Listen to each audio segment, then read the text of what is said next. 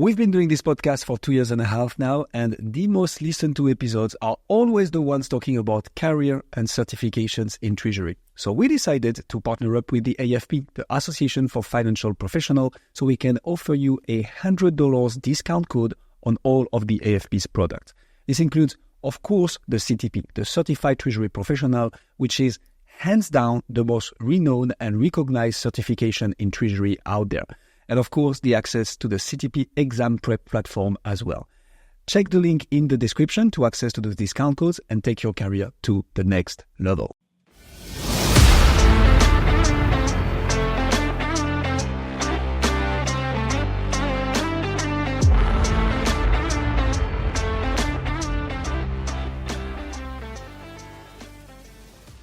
Tamir, Rajiv, welcome on the Corporate Treasury 101. Very, very pleased to have you. It is the first episodes of the channel, actually, where we're going to go a bit broader than just Treasury. We're going to talk about lots of things and lots of other functions in a typical corporate structure and the interdependencies with Treasury, which I'm very much looking forward to your lights on it. So, maybe to begin with, let's start a bit high level and let's start with procurement, which when I started in corporate, had no clue what was that. So what does a procurement department typically do? Maybe looking at you, Tamir, to begin with. Thanks, Guillaume, and appreciate you having us on for today. Rajiv and I are both very excited to have the opportunity to speak with you, and obviously on this topic that he and I are both very passionate about. And like you, Guillaume, when we talk about procurement, I also, as a former Treasury practitioner, didn't really have an appreciation for what procurement was until I came to Coupa. And then once I learned about procurement, I couldn't believe how much I didn't know as a practitioner that could have improved what my team in Treasury operations did. So to answer your question, procurement has become a real important function within many organizations. As they get larger, it becomes that much more important because their role is to be able to find suppliers for goods and services who can provide those goods and services that are crucial to a company being able to run its business. For example, furniture for an office, laptops for its employees, the cloud for where it's going to store all of its internet and all the other types of services that they need the cloud for, etc. So often there's not just one supplier they could work with. There are many suppliers, sometimes dozens, hundreds, or thousands of suppliers a company could work with for that. So a procurement department needs to do a few things. Number one, identify and understand the needs of their own company. Then determine, okay, we need to find someone who's going to provide us with laptops. Great. Laptop computers.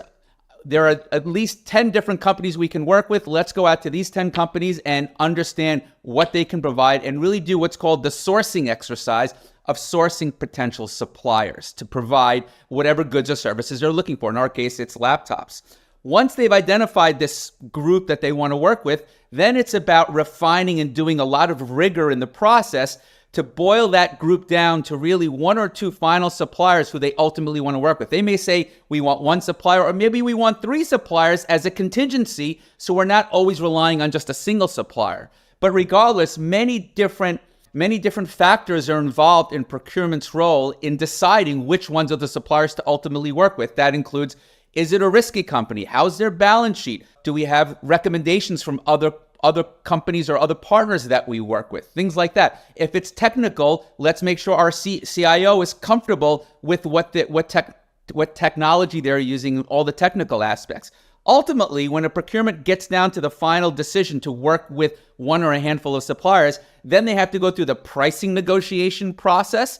And that includes not only the pricing, but also the payment terms of when and how they're going to pay those suppliers. So all of that is wrapped up into the procurement function, including identifying who their point person is. And then once they get through that entire process and they've selected the supplier, identified the pricing, negotiated the payment terms, then they wrap up their part of the process and then they hand it off to the company. Go now buy these goods and services from these suppliers that we've identified. Spend the company's money. Go for it. So I love that. I love that explanation. Thanks a lot for this, Tamir. Treasury.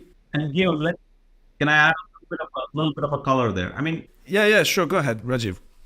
let's look at that in a particular use case, right? Let's take the largest car manufacturers in the world, right? You look at BMW on one side, you can look at Tesla, Ford. You take any of them. I mean, look at the product that they're building. The product that they're building requires a lot of things that they source from outside of that company. And so if you look at it from a supply chain standpoint, they are dependent on a lot of other companies to give them the parts and services that are required to make that final BMW or make the final Tesla or make the final Ford to sell. So the revenue of the company is tied to the suppliers who are giving them these parts and services. Now, what does that mean? They need to have a contract with these suppliers, and these suppliers can be in any part of the world, and these contracts could be in millions of dollars in different currencies, and somebody needs to pay them at the right time. Somebody needs to look at what's the size of that contract, what currency is it in, what risk do I have, do I need to hedge for it, right? And that's the job of a treasurer. So you see what's happening here. On one side, you can look at procurement and say, hey, they support us to run the company on a day-to-day basis with services like Tamir was saying, whether it's your laptops, whether it's your legal services, marketing services, and all. But on the other side, they're also bringing suppliers who are really responsible for the top line and the bottom line of the company itself. And these contracts are so much critical. I mean, now we are talking about all of this AI stuff. I mean, like, we have chips made by NVIDIA that are being used by pretty much every organization in the world, right? We have, partnerships being set up which can really transform the revenue and the business of every company. And it's the procurement team that's driving it. But really what I think Tamir and I want to highlight here is those contracts, those suppliers require to be thought through as an extension of the company. They need to be paid for, and the risk and both the financial and liquidity risk and the currency risk for managing those suppliers need to be managed. And who better to do that than the treasurers in the company, right? And that's where we see there's billions and trillions of dollars across the world as you look at these contracts and look at these supply chains that need to be managed, and that needs to be thought through very carefully. Absolutely love that. My next question was around how does that whole department impact the financial health of the organization and efficiency? And I think you answered it quite clearly in that complementary answer. So thanks a lot, Rajiv, for this. Tamir, anything you'd like to add to that? Yeah, I think we need to talk about accounts payable a little bit. Do you want to go there next? I think that's the next part of the process. Yeah, 100%. I would like that. So please go ahead. What's account payable? Explain it to me like I was 5 years old, and let's get a bit into the details then. Jumping off from where you said, now company go spend the money, right? So assuming the company has done a good job of spending the money to buy these goods and services that procurement created with the procurement contracted with all these suppliers. Once the suppliers provide those goods and services, something very important has to happen for those suppliers. They want to now be paid for those goods and services they provided. So typically, what will they do? They'll submit an invoice in order to be paid for their goods and services. And the team that's responsible for managing the invoice retrieval and payment process is accounts payable. But it's not explaining like you're a 5-year-old, it's not as simple as just receiving it and then paying it. Now, that's not saying that there are some accounts payable team that's all they do is they receive in the invoice, they look at it, and then make the payment. It's a lot more complex than that. And I think why we're talking today really talks to the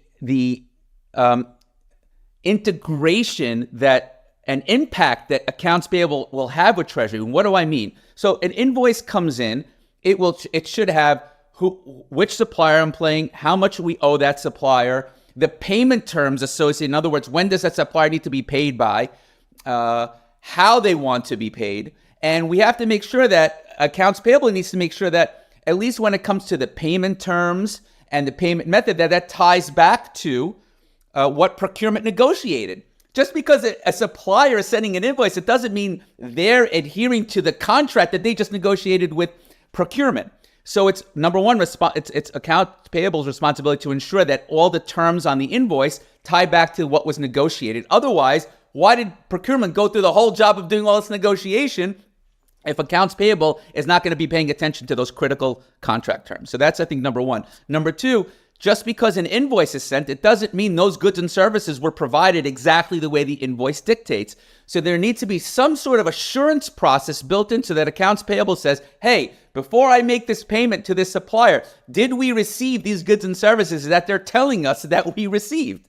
So that's number two, and that's on accounts payable and a bigger process within the company to ensure accounts payable has that transparency and visibility that those goods and services were provided. And then ultimately, to make that payment to that supplier. But as Rajiv pointed out, there are some really important nuances on the payment part of it. For example, if a payment is due, if procurement negotiated payment terms of net 30, meaning the supplier gets to be paid on 30 days after the invoice is provided, accounts payable should theoretically wait until day 30 to make that payment. If they're paying earlier than that, then they're just taking liquidity and working capital out of the company before they need to. And what I was telling you before about not knowing as a treasurer the importance of the procurement function, and that is we would often receive, as a cash manager, a daily forecast number from our accounts payable team that said, today we're going to pay out $4 million to our suppliers.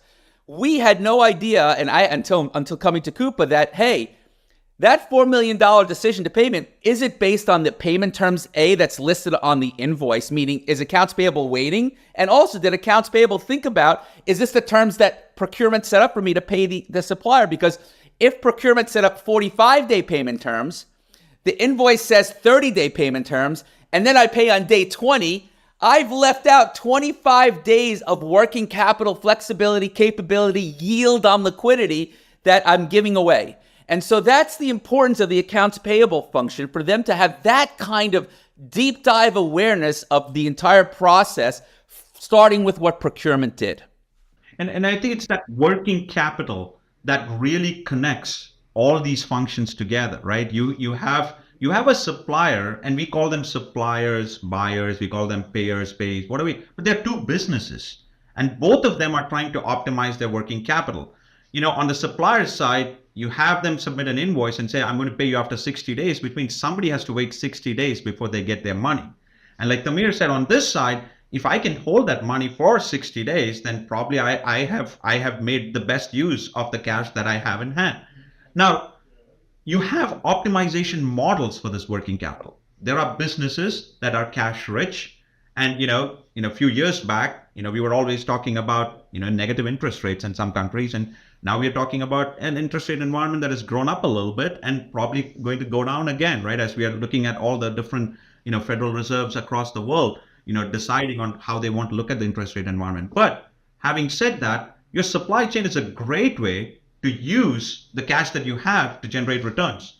Treasurers on one side can look at cash that's available to them, look at overnight interest rates, cash pool their funds, put it into an investment model and get return on capital. Great. That's one use case for treasurers. The second use case is, hey, can I get 6, 8, 10, 12% APR on capital that I can invest in my supply chain?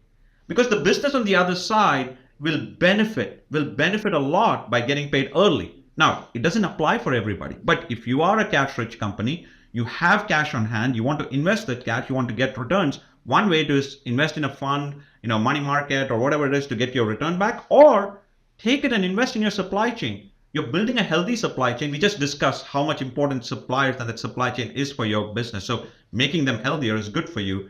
And they're willing to give you a discount for that, which means you're getting return on capital. See, it's that story. It's that story that needs to resonate between whether you're a chief procurement officer, whether you're a controller, or whether you're a treasurer. And having a platform that gives you the visibility across these things so that you can look at your cash balances end of day, invest in your supply chain, get your returns, and have these functions operate seamlessly. That's really where a finance team can really function smoothly and generate returns on both sides. Your suppliers get their returns and their supplier business is healthy. You get returns for your company. And that's the story that we feel is extremely powerful, extremely powerful. Just to follow up on this, Rajiv, because I think that's super interesting. What you just explained here is dynamic discounting, basically. To have seen it it's much easier to talk about it than to implement because there is lots of complexities into it. So how would you put that in place? If we go back to the example of the car manufacturer, for instance, what does it take to put in place a proper dynamic discounting?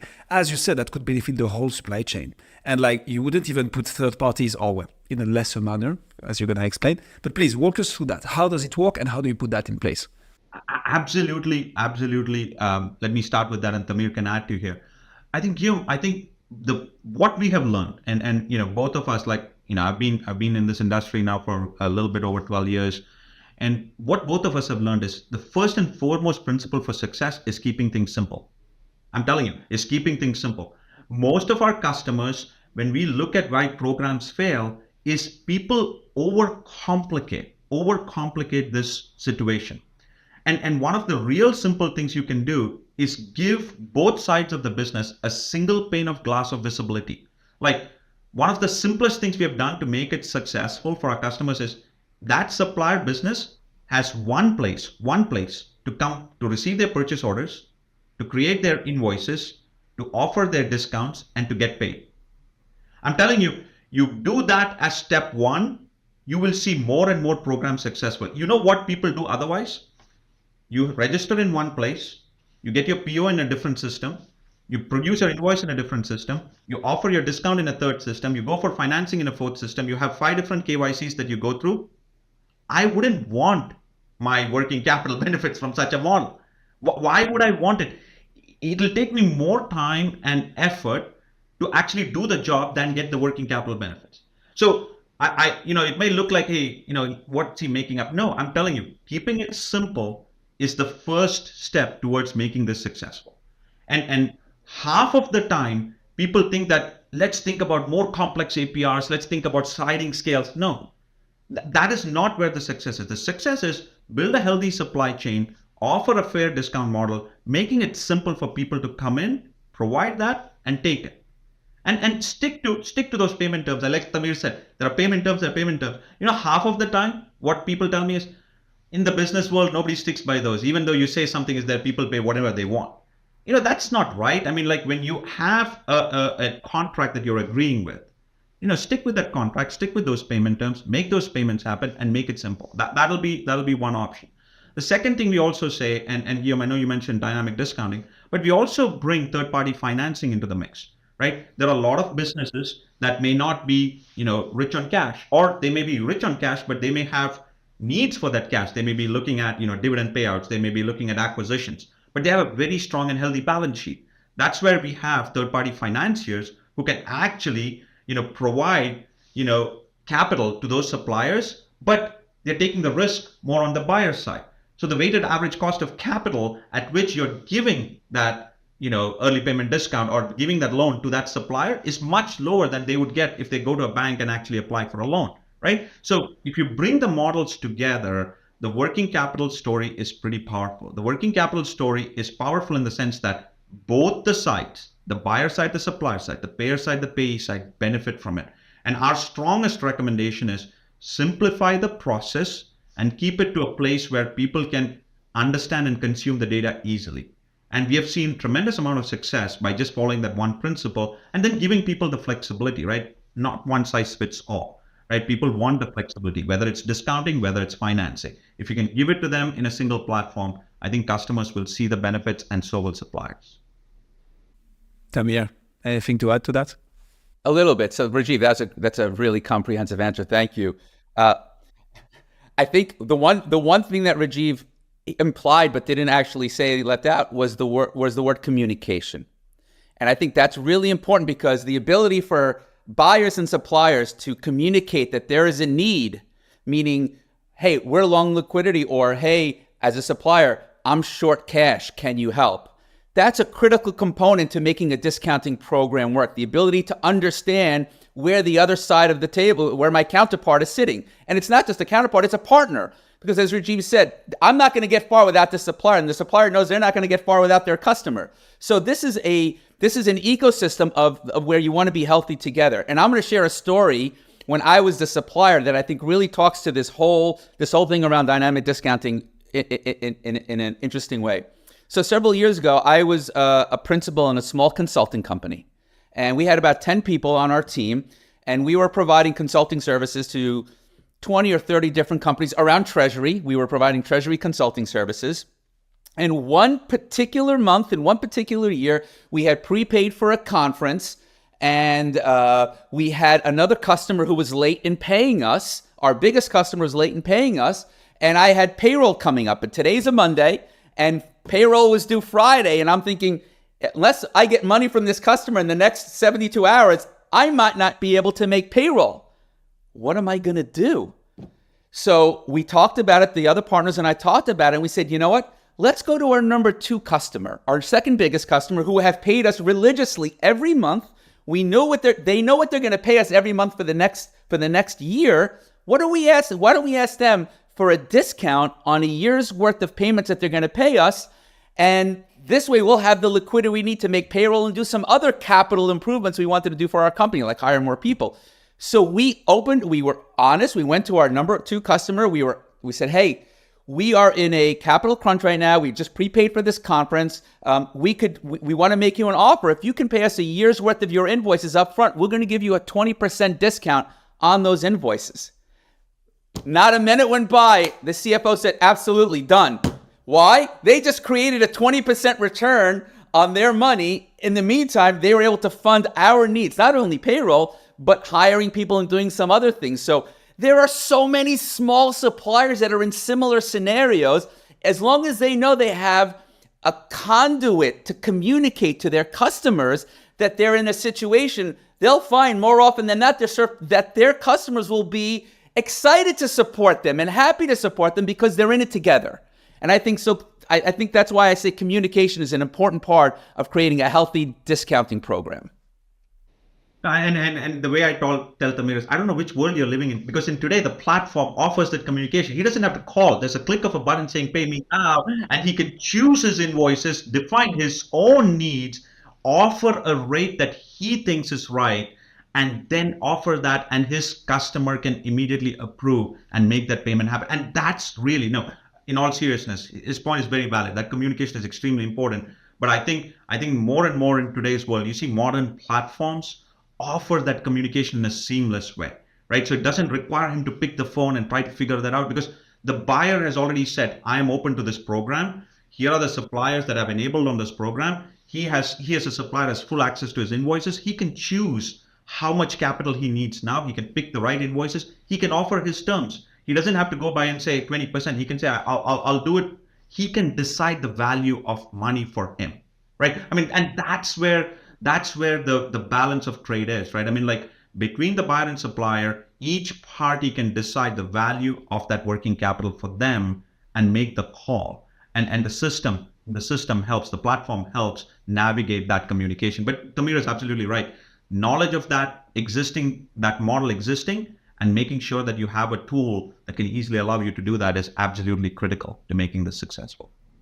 So I love it, Rajiv, because you literally took the words out of my mouth. I was going to be like, Tamir, absolutely. And as a small business owner, I can relate to this. But I've also seen the organizations where you have thousands, if not dozens of thousands of suppliers. And as much as I love to talk to my suppliers and my clients, you cannot pick up the phone 10,000 times a month. So let me actually be the devil's advocate here for a minute. What you're explaining, Rajiv, makes a lot of sense, and all for the communication. That would require both suppliers and customers to be on the same platform. How is it in reality? How is that possible and doable? I suppose it is. But can you walk me through how you make sure to onboard? Because it will be going into the supplier system and system environment and say, hey, by the way, you need to implement this one, so we're going to be able to communicate better and have this form of program in place. But I might be like, hey guys, I already have my guys. I'm happy of them. The hell is happening? So how does that all work in reality? Yeah. And Guillaume, excuse me, but I'm going to give you a concrete example. I think, we operate as part of Coupa, and this is exactly the vision that we have laid out, right? Today, the platforms that make this kind of model successful are two-sided platforms which face on both sides. You're absolutely right. I mean, there are a lot of companies who would say, hey, you send me a file here, you send me a file there. Technically, it's possible, But truly, the platforms that are becoming successful are platforms who can face it on both sides, right? And this is where, we are opening up as a company to a model where we are open to both sides as businesses and manage all their transactions independent of whether the transaction flows through us or not, right? I mean, this is where as a platform, we are looking at a business and saying, bring all your payables into Coupa. Those payables can be associated with any supplier. You may not have all that transaction going through, but we proffer you a simple way to bring those payables in. Same thing for your supplier, right? I mean, the direction we are thinking about is bring all your receivables in, right? And we can help bring a marketplace model to that. And this is what is required for businesses to succeed here. So you are absolutely right. If I as a business have to think about 10 different ways of doing this, it is complex. But I think the more mature platforms are offering a much more seamless way. And look, I think the other thing that's helping us as we go along this journey is technology for sure, right? We are talking about being in the 2020s. Integrating to platforms and integrating between systems has become much, much, much more simpler, right? I mean, there are connectors available to connect between ERP systems and other platforms. There are partners available to make that communication happen. Is there complexity involved? There is some, right? I'm not going to sugarcoat it and say, hey, it's just click of a button and no. But I feel like things have come to a place where I think that model is much and much seamless now, right? I mean, in my previous job, before I started working on the payment side, I used to be responsible for all cloud to enterprise integrations across businesses. So I understand going from what it takes for a system to integrate with another, there is complexity, but the maturity of how platforms work with each other, the open standards with which we operate has made this much more simpler. And I think that is what is helping businesses understand the value of this. It's coming to a place where business owners can self-service some of this themselves. That ease is coming in. It requires some IT investment when you start looking at much bigger, enterprises and much more complex scenarios. When you're talking about cross-border payments, when you're talking about global, it does bring a complex IT ecosystem in it. But I feel like now is the time to start, doing that because you have the technology, you have the backing of all the components that are required to make it happen. And that really helps. And like I said, Coupa as a platform, that's been our journey. That's been our journey to open this up as a model where all businesses can operate, whether you're doing supply chain design and planning, whether you're doing procurement, invoicing, payments, treasury and cash management, you see a single place where you can see the value of it. I mean, in fact, I think maybe we'll talk about this later, but we are also thinking about how we can use components like, netting. And netting as a component, not just to do netting within your own subsidiaries, but ability to do cross-company netting where we have buyers and suppliers on the same platform and you buy and sell to each other. So can we net cross-company invoices to, even support that model? So there's a lot of innovation, Guillaume, that I believe will be coming into these platforms. There's a lot of innovation that's happened already. And I think it's going in the right direction to make this friendlier for businesses to manage their cash and working capital. Makes a lot of sense. Sorry for our listeners. It was quite a tangent, but I think quite an interesting one, diving into dynamic discounting. So let me take us back to AP, procurement, and treasury.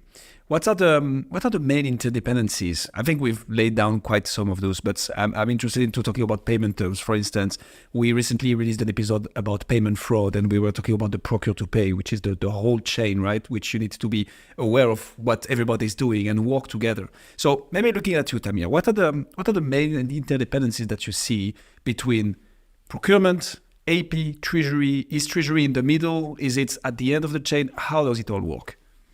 Yeah, I think from a process flow, Treasury is at the end of the chain because ultimately, Treasury holds the keys to the bank accounts, right? So they're the final ones responsible for making sure, number one, the payment actually happens, and number two, there's enough money in the bank account so that the bank account doesn't go overdrawn, right? So let's start with that. Now, let's work backwards a little bit. Treasury is in the best position to understand the liquidity position of the firm. Are we long cash for today, for the week, for the month, for the quarter? Are we flat cash? Are we short cash? A good treasurer and treasury team understands is able to forecast as much as they need to ensure the liquidity health of the company for some period of time. Now, when we back to accounts payable needs to think outside more than their window of, I just received an invoice, I have to make a payment. They should have the visibility to say, wait a second, I just have these 10 invoices. Let's make it a simple company. I have 10 invoices to pay. What's my liquidity position related to these invoices, the amount of these invoices, when the invoices are due to be paid, right? Because if we are short liquidity, I want to do everything in my power to make sure I can extend the payment to these suppliers to the last day possible. And if I can, what are my payment methods that I can use? Because maybe I can send electronic payment on day 30, but what if I can make a payment via credit card, for example? Because if I can pay via credit card, even if I have to pay that supplier earlier than day 30 that we contracted, if I can pay on day 10 and that supplier will accept credit card, I'm not going to receive a credit card statement from my credit card provider for another 30 to 30 days. And then I have another 20 days to pay this credit card issuer who gave me the credit. So these are the types of things that I think are critical in terms of visibility that AP and Treasury need to work together on when it comes to invoice by invoice, payment by payment. What are my options? How are we thinking about ensuring the health of this company when it comes to liquidity? Because if we run out of money, we're in big trouble. So I think the ability to create that type of visibility and understand the flexibility we have around times, dates, and payment methods can really enhance that health. And just to give another concrete example here, this came from one of our customers, so I shouldn't take credit for it, but I'll just tell you the story. I mean, the story was as simple as this. I mean, a business had decided to get into a new partnership, right? A new partnership was around autonomous driving, and they were getting into this new business partnership, and they had signed up a new contract with this supplier. And, you know, interestingly, the contract was a long-term contract, and there was a purchase order created and everything. What was forgotten was there was a prepayment due within the next 30 days. Prepayment, a sizable prepayment due within the next 30 days. And the treasurer had no clue that this was coming their way because, hey, it's a long-term contract. Like Tamir said, I mean, like, you know, we'll get an invoice and we'll pay it, but there was a prepayment due. And now you have a treasury team trying to figure out, how do I get this cash in this right currency? Right? And if I had known it earlier, I would be able to hedge for it. I would be able to get the right reserves that I want so that I don't have to make a last minute FX payment and take the hit. Right? And this is exactly where, Guillaume, the problem is. Like Tamir said rightly, the process-wise, the payment, the treasury is the last step in the process where they control the payment going out. But what they need to know early on is, what are the kind of suppliers or businesses that your business is going to contract with? Right? Which jurisdiction and which currencies are they in? Can Treasury influence what is the currency of payment for that supplier? Maybe they can, maybe they cannot, but at least they're aware of it early on, right? So that they can guide the contracting team, the procurement team by providing that. Because the Treasury team knows in advance that these are the currencies that they manage, sufficient balances in. These are the currencies they can go and get at the right pricing that they want, but these are not, right? So this is where we feel like the treasurer, while holds the key and makes the payment at the end, needs to be upfront, working with procurement, working with AP to make such decisions. I'm not saying working as in day to day, but as an approver or maybe as a guide for these procurement teams before they go and make this. Because at the end, whether you're a chief procurement officer, whether you're a controller, whether you're a treasurer, your interest is the success of your business. You're part of the CFO's organization. Your interest is the success of your business. And you have to work with each other to make such kind of decisions, because we're not talking small numbers right now, right? I mean, these are multi-year big contracts. And if there's a prepayment involved and nobody knows about it, maybe had a side bathroom conversation saying, hey, by the way, it's due in 5 days. Go figure it out how to pay it, right? I mean, that's how people know about it nowadays, right? I mean, think about it. So this is what needs to change. This is what needs to change. And this is how these three key players in the office of the CFO can make themselves strategic to the business. When they work together and they are able to come together in a meaningful way so that they can make these business decisions more effective. But I completely agree with Tamir. These are examples of how we can bring them early on in the life cycle. They don't have to do procurement. That's not the intent, but they are becoming strategic advisors to procurement, right? That's how they need to think about it. Treasurers can be very strategic advisors to procurement, and so can procurement be good advisors to treasury, right? I mean, it's a very symbiotic relationship. I love that. Let's dig a little bit further into this, and that's maybe where we can start also talking about what you guys do at Coupa. How do you make that happen from a pragmatic standpoint? Because again, I think it's on the paper, in the theory, that's perfect. I would love that. All for the bathroom talks and further. Actually, when you look at the organization chart as well, right? Procurement tend to report to the CPO, maybe the COO. They are not as linked to the CFO as obviously AP and Treasury would be. So they might even have different agendas or at least different KPIs to report on. So how do you make that happen in an organization with clear benefits? And I love that you highlighted this example, Rajiv, because that's exactly this. Like, guys, there is money throughout the whole chain to be made here if communicated properly. So how do you make that happen? Maybe I'll start here, add on to it from your side, okay? And Guillaume, I think this is, in my opinion, a two-sided transformation, right? There's an organizational and a process transformation to be had. And I want Tamir to kind of highlight those things. I'm a product guy, so let me start from the platform by giving you a very simple, concrete example. Today, in the platform that we have around Coupa and Coupa Pay, every PO that gets approved, PO, creates a cash flow forecast in Treasury. Let me pause there for a minute. Every PO, not a payment creating, that we all know. Everybody can say, hey, payment creates a forecast in Treasury. That's the easy part. Every PO creates a forecast in Treasury. So when there is a prepayment milestone, for the example that I gave you, that treasurer, without any bathroom talks, is aware in the platform that there is a payment due for that purchase order for a prepayment in the next 15 days. Look, I deeply believe that it is a streamlined platform that can give the visibility and the edge to businesses to make this happen. And we need to make that, right? As soon as a PO is approved, there is a forecast. So there is visibility, early visibility, right? Hey, there'll be an invoice coming in the next so many days. This invoice, as soon as the invoice is approved, that cash flow forecast is updated. As soon as the invoice is paid, that's updated. So just from that perspective, from a platform strategy standpoint, that's where technology helps break down the silos and give the visibility to these teams. They didn't have it.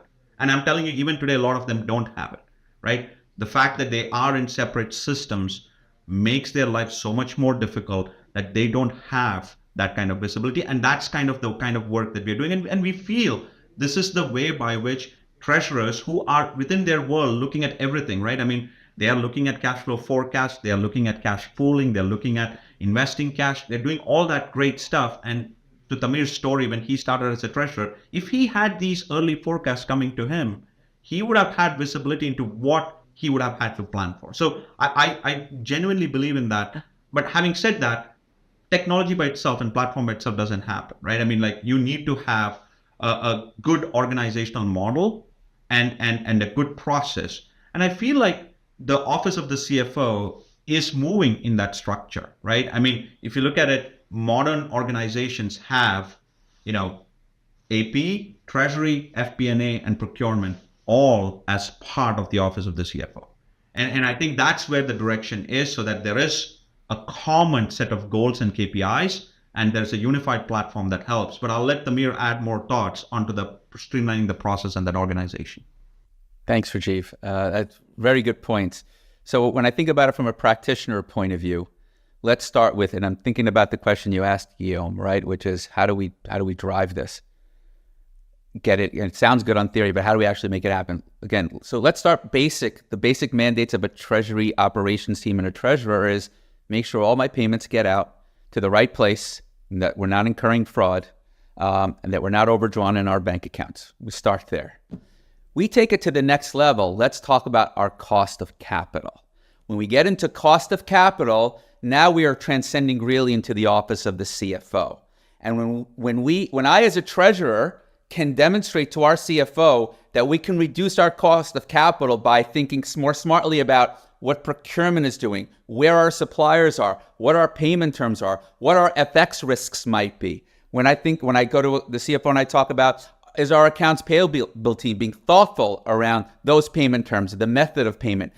As a treasurer, I can put on the superhero cape now and go to the CFO and say, I can reduce our cost of capital by 75 basis points, which may lead to $2 a share on our share price. And let me show you how I'm going to do that.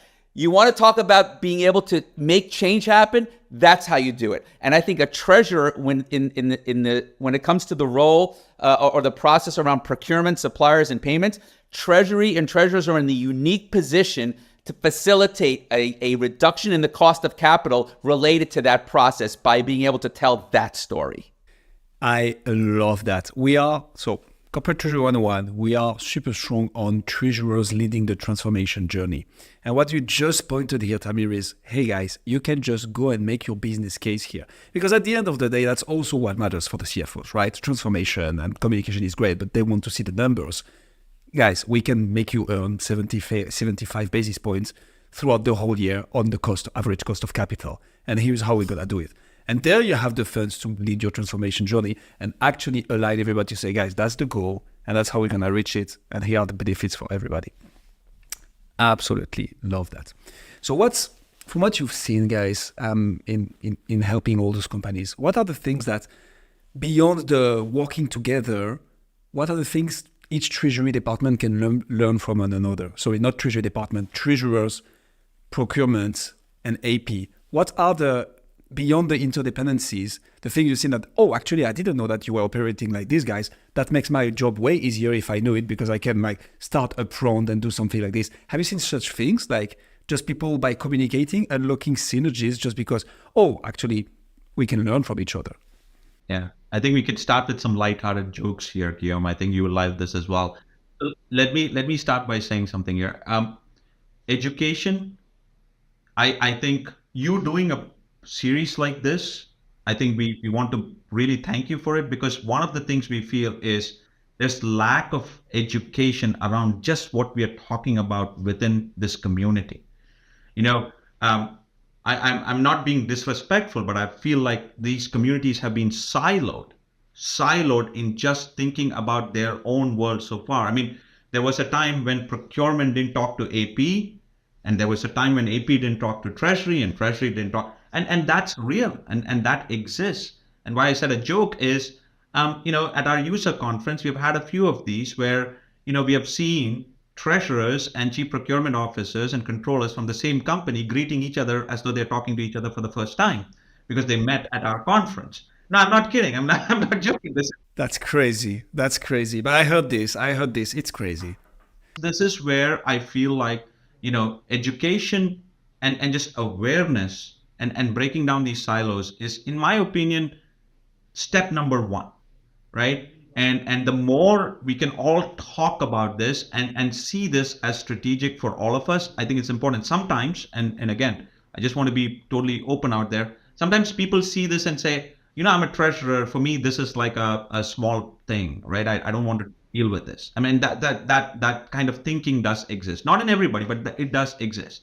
And I think the more they can come out of that and open their world to this, to Tamir's point, they can be that superhero in front of the CFO saying, I looked at this transformation in the world of supply chain, and I'm willing to bet that we can reduce our cost of capital. We can build a healthy supply chain that's going to help in the top line of our company, right? I mean, that kind of conversation, I feel like is great for a treasurer. If I were, playing that role, I would feel like that makes me more strategic in the organization. And that makes me a key player with a seat at the table, whether it's with the CFO or maybe with the CEO, because this is what everybody wants. And I feel like we are lacking that education. And we honestly thank you for bringing this kind of topic together and making this open up, because that's where we feel step one is for us to break down the silos, educate people, and lead the transformation. Tell me your thoughts on this. I fully agree with everything you said. It's a really around education. Like I said, Guillaume, I honestly can say when I came to Coupa with my treasury practitioner experience, I didn't have nearly the appreciation for the impact that procurement and even AP had when it came to me trying to fine tune how much impact they could have on the different parts of what my responsibilities were as a treasurer and cash manager, which is how much liquidity do I have? How much yield am I earning on that liquidity? How much working capital flexibility do I have? So it really is about that education and on the treasurer, I think, to drive with those other two groups, with AP and with procurement, that, hey, let me explain how the decisions you're making impact not only my team and treasury, but our firm, our company. And I think that's when you'll get the buy-in. And that's really the important part that treasury needs to lead is to ensure they have that buy-in from the other parts of the company that have an impact that I think otherwise they don't realize they have that impact. And one more thing to add is some of these models make these back office teams even a little bit like a revenue generating team. Not a big point, but when they are talking about things like discounting, when they're able to generate return on cash. Tamir mentioned about using a virtual card as a payment method and generating rebates. A lot of companies actually fund their entire digital transformation based on returns that they get by improved working capital and DPO adjustments that they make by using the right choices. So it's not like we are in an economic condition where you have to justify your budget for this, and if you're able to justify it by a proper business case, and then able to showcase it year after year, saying this is the amount of return that I generated, and that's actually funding this project and this opportunity, that's a pretty powerful thing. And I think they can't do it by themselves in silos, but if they hold hands together between procurement, AP, and treasury, I think they're going to see that return on capital and the value that they can bring, being responsible for their own transformation. And I think that's a pretty powerful statement that we should make for all of them together. 100%. I'd like to put the spotlight a bit on Coupa, and I suppose it's also self-explanatory based on the content of this episode. But what inspired Coupa and you guys to link those three departments together? Because we've talked to a lot of actors, major actors in the place, obviously, and I'm gonna play also the devil's advocate because spotlight also comes with the price on it. Some people might think, okay, by wanting to be everywhere at the same time, you're kind of nowhere. But at the same time, it's by making sure to link the departments with each other because, as you very accurately said, Rajiv, it's like we are two-sided. It's not a one-size-fits-all, but it's also not a one-person's game. Like by communicating, we just enable synergies. It is how it is. So what inspired you to actually build a platform that will link those departments together where other actors in the place would rather focus on one, for instance? And I'll start, and Tamir, feel free to add. Look, I think the Coupa journey started somewhere in 2007, 2008, early, where we were like, the idea was very simple. Hey, if you can use Amazon to buy things at home, be it something simple to buy things at work, right? That was the idea with which it started. So it was a very procurement-centric thinking and a great way to start, right? Simple user experience, simple capabilities to start. 2009, 2010, we were kind of framing that idea. We were kind of massaging it. And really, I would say starting 2009, 2010, it's that decade that started bringing us forward. And at that point, and you wouldn't believe this, but if I told you today, at that point, procurement didn't talk about AP and AP didn't care about procurement. So we're not talking anything new. This has always been the case, right? I mean, now we talk about P2P as a platform, but at one point, P2P was never a platform. It was procurement and their world, and it was AP at their world. So what inspired us to think it is our customers, talking to our customers and understanding what we saw at these businesses, which was heavily siloed and very inefficient, prompted us to think, hey, if you buy something, you got to pay for it, right? How difficult it can be. You asked me to tell you about a 5-year-old. This is how I tell my daughter. And like, what do you do at work, Dad? Like, hey, you go on Amazon, you buy things. Imagine if I just let you go without having to pay for it. She was like, oh, that'll be great. I love that. I just get free. Let's do it. Yeah. And honestly, that's kind of what these platforms were. Jokingly, we were called the procure to okay to pay platforms. I mean, think about it. Procure to okay to pay. What does that even mean? You buy something, you pay for it, right? I mean, you're truly talking about one seamless process. So, Guillaume, our journey started with seeing some of these things in silos. The first silo was, hey, between just procurement and AP itself, right? POs in one world and invoices in the other world. Remember when we started talking, you had asked, what is the best way by which these platforms and projects can succeed? You asked, and I said, keep it simple. Give them one place. No, people were going to 10 places. I still keep hearing stories. My POs are here, my invoices are there. When I first joined in Coupa in 2013, somebody asked me, hey, how do I integrate POs from your system to invoices in my system? I'm like, why are you even talking about that? It's all in one place. I mean, people were not even willing to take that thinking, right? Then came the next phase of integration. Like I said, procure to okay to pay to really payments.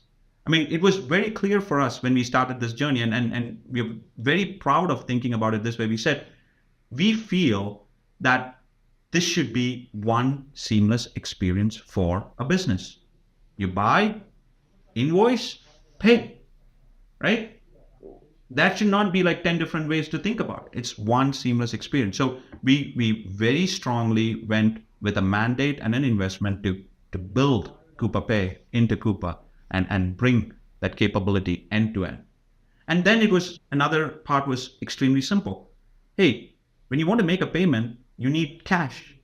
You need to know where your money is, in which bank account, in which currency, and is it there at the right time? Yes, you need cash management and you need Treasury. So from our standpoint, if you look at it, this story has been an extremely clear way of us understanding from our customers the challenges in the silos that they face, and us looking at a process and looking at what's the best way to streamline it, right? I mean, and that's the journey we have been and we continue to be, and we get to learn more and improve. And honestly, the feedback that we get from our customers is the same. This helps.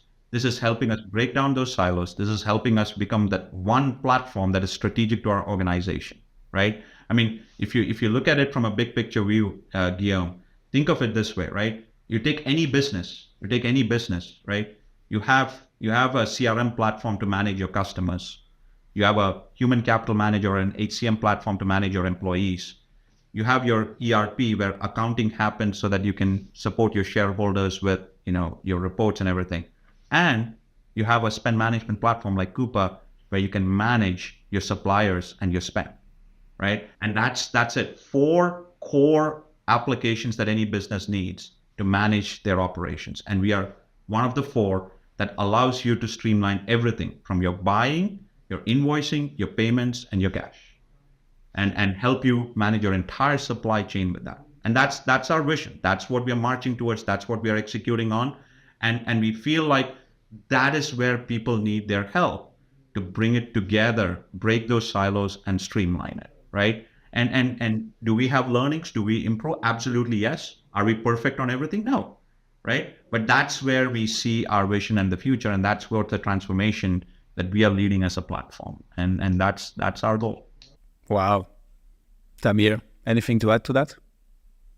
I support Rajiv in helping him achieve that vision, because I think that he and I have been lucky enough to find each other and work together on this, and it's been a synergy type of effect where I have a much better appreciation for how hard these things are to build, and I'm hopeful that he has a better appreciation for what it's like to be in the seat, in the treasurer seat, to have to make a decision with a moment to spare, and you feel like the plane's about to land, and are we going to land safely, right? And the intensity and urgency around that. And those are 2 different parts of the equation that I think we've synergized really well to ensure that we're trying to build a platform that solves for reality on the ground.